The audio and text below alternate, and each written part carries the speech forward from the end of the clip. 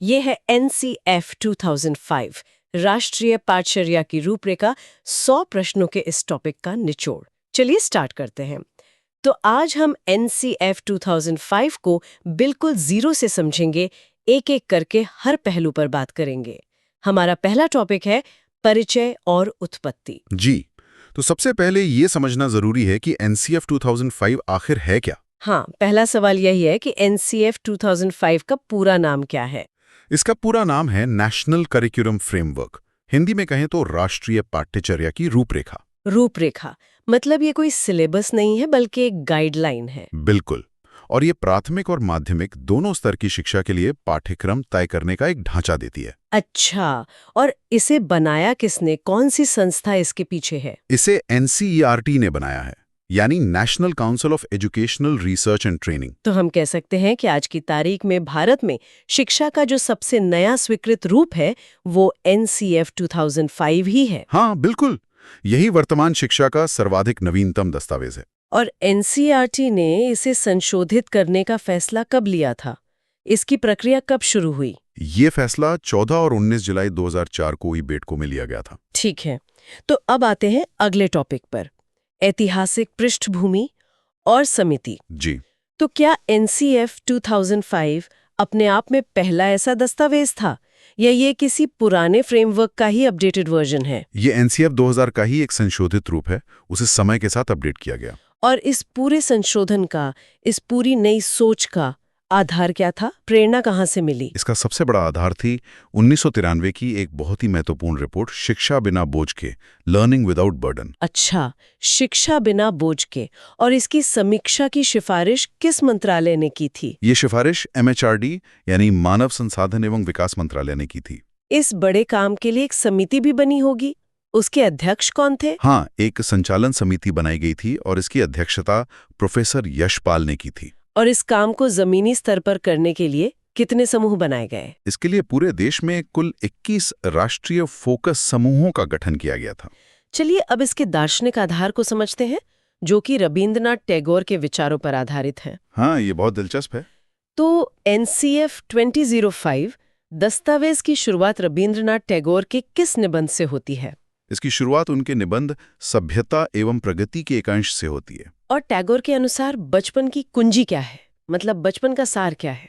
उनके अनुसार बचपन की कुंजी है सृजनात्मकता और उदार आनंद, मतलब क्रिएटिविटी और खुली खुशी। और इस क्रिएटिविटी को खतरा किससे है? इसे नासमझ वयस्क संसार से खतरा है, जो बच्चों पर अपने नियम थोपना चाहता है। तो ये जो एक राष्ट्रीय पाठ्यक्रम की सोच है, ये सबसे पहले कब आई थी? ये राष्ट्रीय शिक्षा नीति यानी NPE 1986 में प्रस्तावित किया गया था। और भारतीय संविधान के अनुसार इस राष्ट्रीय पाठ्यक्रम का आधार क्या होना चाहिए? इसका आधार राष्ट्रीय निर्माण का दर्शन होना चाहिए। अब हम NCF 2005 के सबसे अहम हिस्से पर आते हैं, इसके 5 प्रमुख मार्गदर्शक सिद्धांत। जी, ये 5 सिद्धांत ही इस पूरे फ्रेमवर्क की आत्मा है। तो कुल कितने सिद्धांत हैं? कुल 5 प्रमुख सिद्धांत हैं।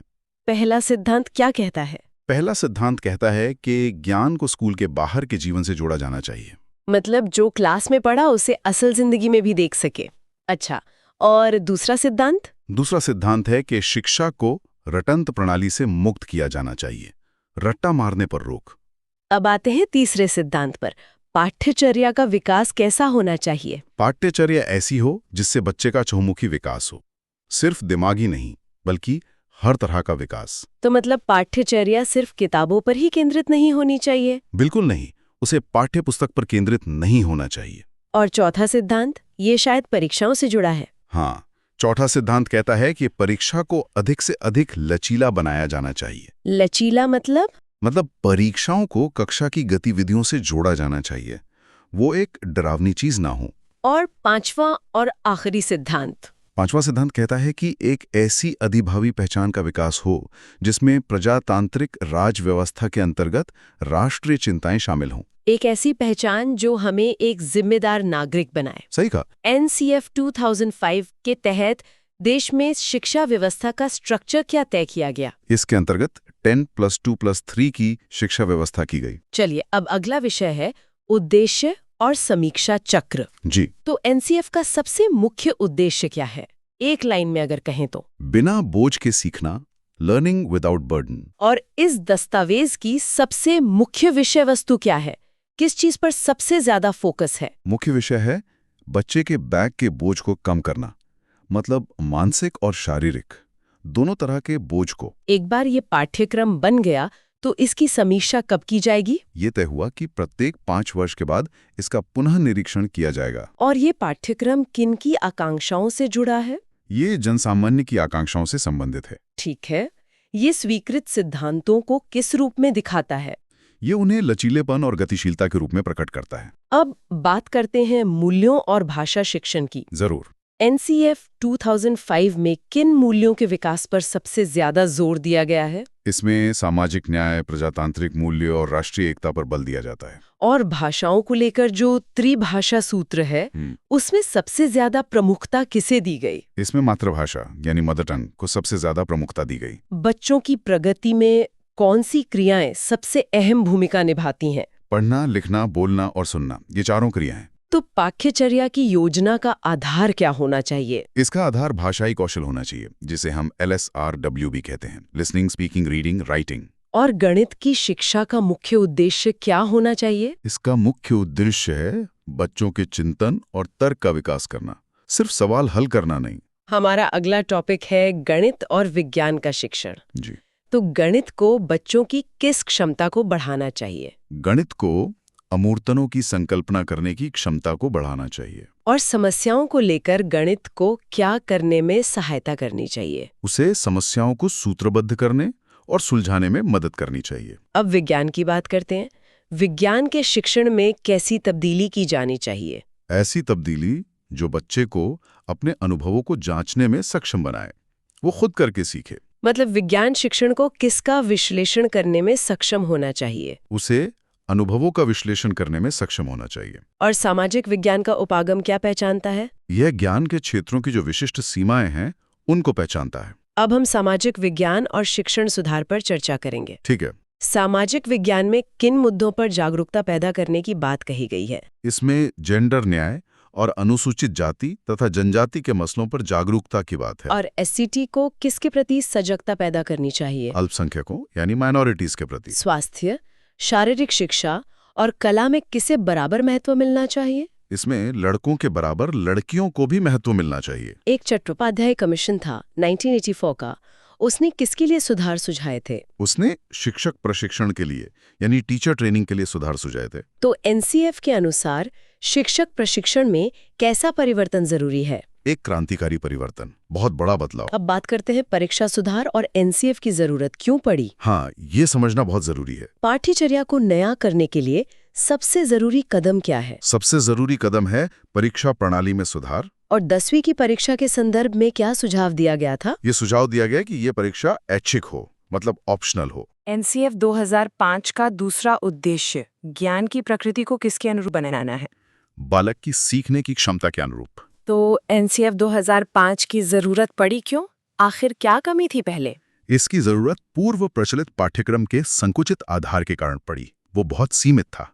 पुराने पाठ्यक्रम में केवल किस ज्ञान पर बल दिया गया था? उसमें केवल पुस्तकीय एवं सैद्धांतिक ज्ञान पर बल था। चलिए देखते हैं कि पिछले पाठ्यक्रम में और क्या-क्या कमियां थीं। जी। पुराने पाठ्यक्रम का जीवन के साथ क्या अभाव था? उसका जीवन से कोई जुड़ाव नहीं था। और पुरानी शिक्षा में किसे महत्व दिया जाता था? सिर्फ रटने को, रोट लर्निंग को। शिक्षण में किसे स्थान नहीं मिलता था? व्यक्तिगत भेदों को, मतलब इंडिविजुअल डिफरेंसेस को कोई जगह नहीं मिलती थी। और प्रचलित पाठ्यक्रम केवल किस पर केंद्रित था? ये सिर्फ और सिर्फ परीक्षा पर केंद्रित था। पुराने पाठ्यक्रम में किन दो तरह की शिक्षाओं की कमी थी? उसमें तकनीकी एवं व्यावसायिक शिक्षा की बहुत कमी थी। किन महत्वपूर्ण विषयों का सम्मिलन नहीं था? नैतिक एवं यौन शिक्षा जैसे विषयों का। अब टैगोर के निबंध सभ्यता एवं प्रगति पर आते हैं। उसमें बच्चा क्या करता था? वो अपनी कल्पना में नए नए खेल इजाद करता था। और बच्चे की खेलों का मजाक किस पर निर्भर करता था? अपने साथियों के साथ मिलकर खेलने पर। बच्चे के उस स्वर्ग में किसने प्रवेश किया? वयस्कों की बाजार प्रधान दुनिया से एक प्रलोभन ने। और वो अंग्रेज दुकान से खरीदा गया खिलौना कैसा था? वो बहुत बड़ा था और मानो सजीव था। अगला विषय है भौतिकवाद की कीमत और नई शिक्षा प्रणाली। जी। उस कीमती खिलौने का बच्चे पर क्या असर हुआ? उसका ध्यान दूसरे खेलों में उतना नहीं लगता था। और बच्चा अन्य खिलौनों को कैसा समझने लगा? वो उन्हें सस्ता समझने लगा।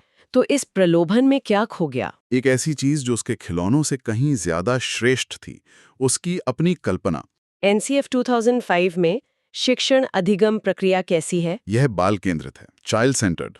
प्रोफेसर कृष्ण कुमार के नेतृत्व में इसका प्रमुख लक्ष्य क्या था? प्रमुख लक्ष्य था आत्मज्ञान, सेल्फ नॉलेज।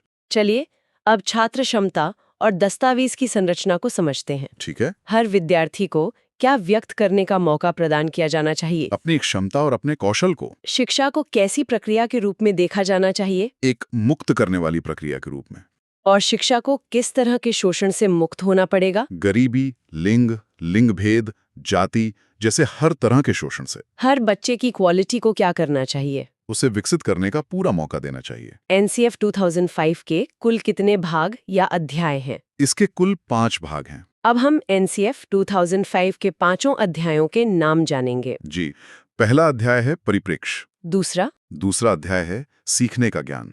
तीसरा अध्याय कौन सा है? तीसरा है पाठ्यचर्या के क्षेत्र, स्कूल की अवस्थाएं एवं आकलन। और चौथा अध्याय? चौथा है विद्यालय व कक्षा का वातावरण। और पांचवा और अंतिम अध्याय? पांचवा है व्यवस्थागत सुधार। अगला टॉपिक है शिक्षक और सीखने वाले की भूमिका। ये बहुत महत्वपूर्ण है। एनसीएफ 2005 के अनुसार शिक्षक की भूमिका क्या है? एक सुगमकर्ता या सुविधादाता की, मतलब एक फैसिलिटेटर की। और बच्चे ज्ञान का निर्माण स्वयं करते हैं, ये कौन सा सिद्धांत है? ये रचनावाद का सिद्धांत है, कंस्ट्रक्टिविज्म। एनसीएफ 2005 के अनुसार त्रुटियां क्यों महत्वपूर्ण हैं? क्योंकि वे सीखने का हिस्सा हैं और हमें बच्चे की सोच के बारे में अंतर्दृष्टि प्रदान करती हैं। और गृह कार्य यानी होमवर्क के बारे में एनसीएफ का क्या विचार है? गृह कार्य न्यूनतम होना चाहिए, कम से कम।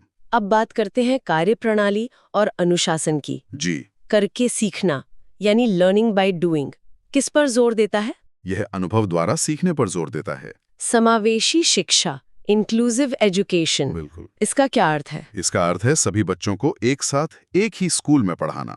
एनसीएफ 2005 के अनुसार अनुशासन कैसा होना चाहिए? आत्म अनुशासन, सेल्फ डिसिप्लिन। पुस्तकालय यानी लाइब्रेरी का उपयोग कैसे होना चाहिए? हर कक्षा के बाद बच्चे अपनी पसंद की किताब चुनें और पढ़ें। शांति शिक्षा को पाठ्यक्रम में क्यों जोड़ा गया? मूल्यों के विकास के लिए। अब हम बहुभाषावाद और लचीलेपन के महत्व को समझेंगे। जरूर। एनसीएफ 2005 बहुभाषावाद को किस रूप में मानता है? एक समस्या या कुछ और? नहीं, वो इसे एक संसाधन के रूप में मानता है। और विद्यालय का जो टाइम टेबल होता है वो कैसा होना चाहिए? वो लचीला होना चाहिए। Flexible. Learning without burden. Report कब आई थी? 1993 में। प्रोफेसर यशपाल समिति में कुल कितने सदस्य थे? कुल 38 सदस्य थे। एनसीएफ 2005 ने रटने के स्थान पर किस पर जोर दिया? समझने पर जोर दिया। अगला विषय है कक्षा प्रबंधन और ईवीएस यानी पर्यावरण अध्ययन। जी। सह शैक्षिक गतिविधियों का उद्देश्य क्या है? सर्वांगीण विकास, होलिस्टिक डेवलपमेंट। एनसीएफ 2005 के अनुसार प्राथमिक स्तर पर पर्यावरण अध्ययन कैसे पढ़ाना चाहिए? एकीकृत उपागम से, थ्रू एन इंटीग्रेटेड अप्रोच। कक्षा में बैठने की व्यवस्था कैसी होनी चाहिए? वो गतिविधि के अनुसार बदलनी चाहिए। अभिभावकों को स्कूल से जोड़ने के लिए क्या बना? वीईसी या एसएमसी यानी स्कूल मैनेजमेंट कमेटी। एनसीएफ 2005 के अनुसार अंग्रेजी पढ़ाने का उद्देश्य क्या है? बहुभाषिक क्षमता का विकास करना। अब हम अपने अंतिम टॉपिक पर आते हैं, कला, शिक्षा शास्त्र और अंतिम लक्ष्य। जी। कला शिक्षा का दायरा क्या है? लोक कलाओं और अपनी विरासत को जानना। क्रिटिकल पेडागोजी क्या करती है? ये सामूहिक निर्णय लेने की क्षमता बढ़ाती है। एनसीएफ 2005 के अनुसार सूचना को क्या नहीं मानना चाहिए? उसे ज्ञान नहीं मानना चाहिए। सूचना और ज्ञान में फर्क है। बच्चों के प्रश्न पूछने को कैसे देखा जाना चाहिए? उसे सीखने का एक संकेत मानकर। तो एनसीएफ 2005 का अंतिम लक्ष्य क्या है? बालकों का सशक्तिकरण, एम्पावरमेंट ऑफ चिल्ड्रन। ये था एनसीएफ 2005 का कंप्लीट एक्सप्लेनेशन। अगर वीडियो हेल्पफुल लगी हो तो लाइक और शेयर जरूर करिए। और चैनल को सब्सक्राइब कर लीजिए जिससे आगामी नोटिफिकेशन मिलते रहें। Take care.